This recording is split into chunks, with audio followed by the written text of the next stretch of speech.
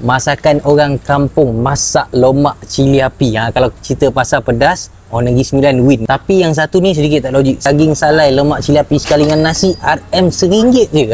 Untuk video kali ni aku tak seorang-seorang. Aku buat bini aku. Sebab apa? Suami je yang faham benda ni. Jalanan aku kali ni 145 km daripada Parit Raja. Kita lalu kampung, masuk highway sikit. So mana lagi tepat? Melaka le, Simpang 4. Ada pula geng atas highway. Nak sampai sini lebih kurang sejam setengah. Dia dekat je dengan exit tol tu. So kita dah sampai dekat Sultan Salai, Simpang 4 Melaka. Banyak tempat duduk, surau ada, tandas ada. Parking kat belakang pun banyak lagi luas. Sebenarnya besar juga kedai ni kan. So sebabkan bini aku nak makan, so biar dia decide nak pilih makan apa. Dia ambil ikan bakar, masak lemak salai, macam-macam jenis ada. So aku cakap ambil lah belangkah masak lemak ni, daging salai masak lemak. Kita nak jaga kesihatan, ambil sayur tu lebih sikit. Kita kan orang Melayu, sambal tak boleh lagi. Ambil sambal terpoyak, sambal gesek. Bila dah nampak macam-macam lauk tu, tambahlah lagi. Tiba-tiba ambil pula dia punya cendawan celup tepung. Sampai tang kaunter macam biasa, aku yang kena bayar padahal dia nak makan. Jadi inilah lauk-lauk yang kita orang ambil kali ni untuk makan berdua. Total lebih kurang harga macam ni. Daging masak lemak salai, banyak juga, satu mangkuk 2 orang makan. Yang penting rasa lemak tu cukup, salai tu kuat lah. Pedas tu boleh terima. Daging dia tu lembut. Makan tarik macam tu je lah. Memang mula-mula makan tu kata pedas okey lah, tapi bila kali kedua hirup tu baru kau tahu dia punya berasap kepala. Aku perasan kalau belangkah masak lemak ni, dia punya kuah tu lagi pekat daripada yang lain. Kena pula dapat telur belangkah sepenuh kat dalam. Masuk mulut berlemak rasa. Cara nak menikmati lagi, kuah tu kau tambah lah, bagi banyak sikit. Barulah makan tu dengan ulam tu terasa dia punya lemak salai. Kalau dah namanya Orang Negeri Sembilan, masak ikan bakar pun pedas.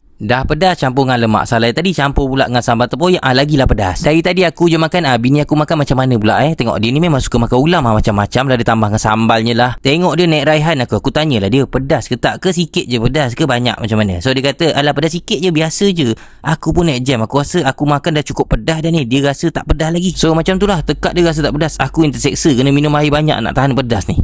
Bagi menjawab persoalan macam mana nak dapatkan masak lemak salai set RM RM1 tu, benda ni valid untuk 50 orang wanita saja pada setiap hari sepanjang weekday on April sahaja 2026. Kena datang dekat Sultan Salai. Siapa cepat dia dapat, siapa lambat habis. Alhamdulillah kita dah settle makan. Jauh kita ride kali ni. Ni nak makan masak lemak cili api sampai ke Simpang 4 kita makan. So enjoy the ride lah. So dah settle makan, insyaAllah kita nak balik ke Batu Pahat lah. So jumpa lagi. Assalamualaikum.